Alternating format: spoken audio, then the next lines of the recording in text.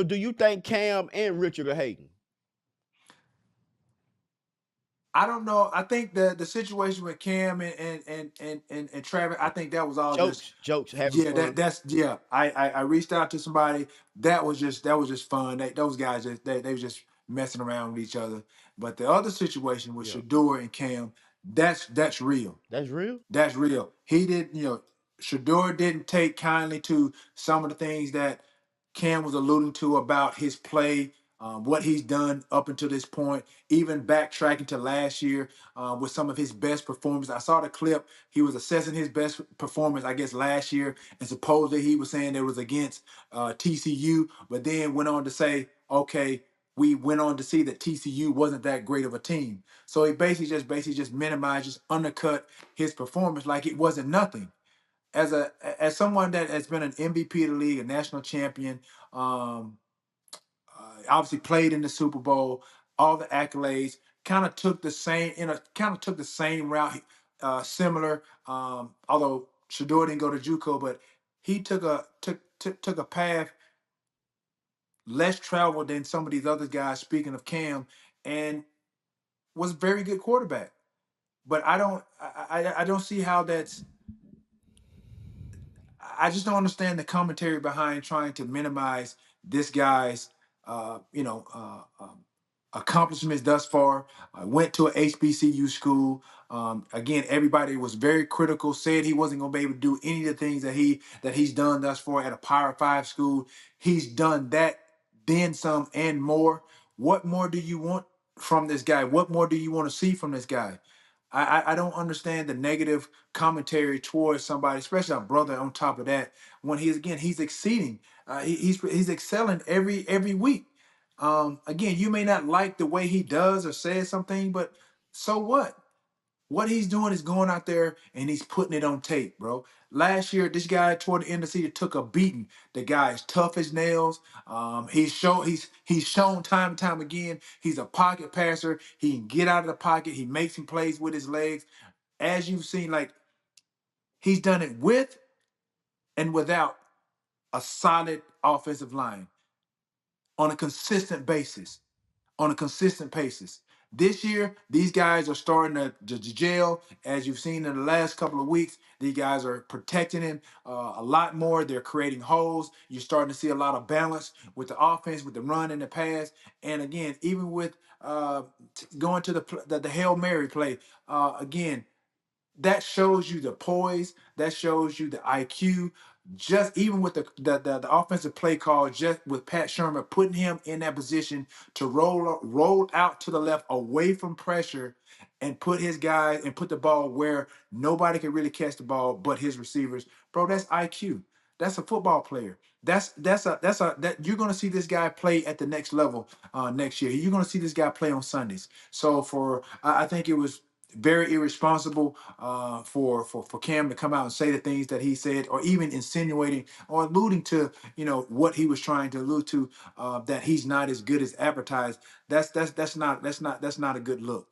You don't see other people doing it. I think it's just a bad look in so many ways, especially for somebody that has accomplished so much, and you're seeing somebody trying to achieve and accomplish the things that Cam has achieved, and to try to use all of this negative talk, undercut somebody like this, and for clickbait or whatever you're trying to do, gain traction for your podcast, your show. That's not cool.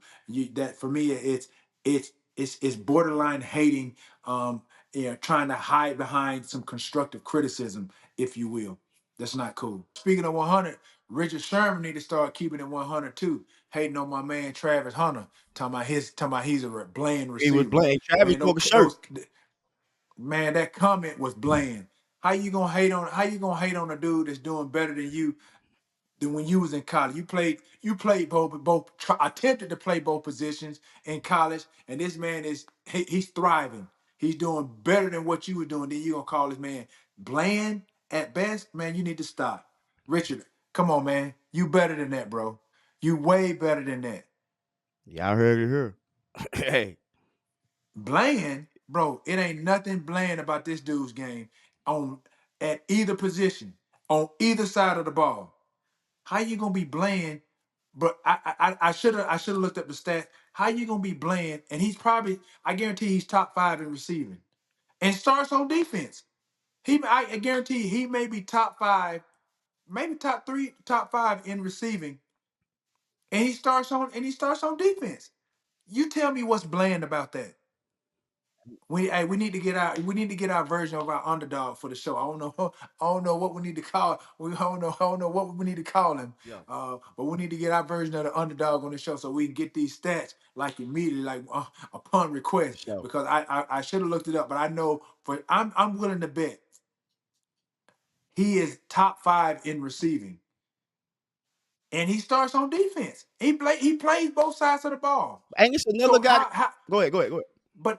but how can you? But again, even with that statement, how can you say he's bland when he's leading probably in touchdown receptions? I don't know how. I guarantee he's probably top 5 out of the entire college football, and he plays both ways, and he plays on both sides of the ball. What's bland about that? And to pick off what you said earlier, Travis Hunger is the number 5 receiver in yards with 561. He tied for 3rd with 6 receiving touchdowns right now. So yes, So how is that bland? Tell me what Richard Sherman. I'm looking at you. What's bland about that, Richard? What is bland about those stats, bro? I guarantee he plays receiver better than you played receiver at Stanford. And I'm willing to bet, I didn't see you play at Stanford, but I'm willing to bet my money that Travis right now plays better at DB than you did at Stanford.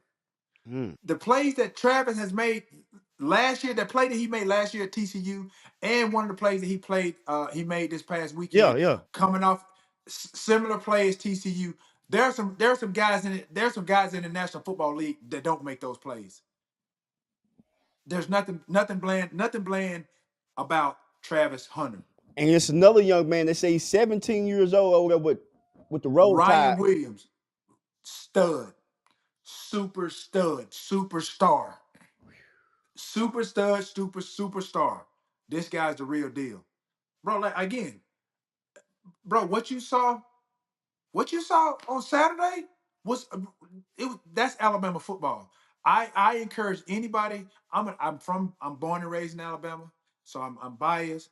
But I even told my son when he was in college, and I encourage any parent that has any aspiration. You have kids that want to play at the next level. You want to put them at an institution, a university, to put them, if they got the skill set to do it. Send those suckers to Alabama. Every year they're gonna have top running backs, they're gonna have top quarterbacks, and every year, if you go back 10 years, they've had some top receivers. Go, go, go, go, go, go, go, go. Trash, trash, trash, trash, trash, trash, trash, trash.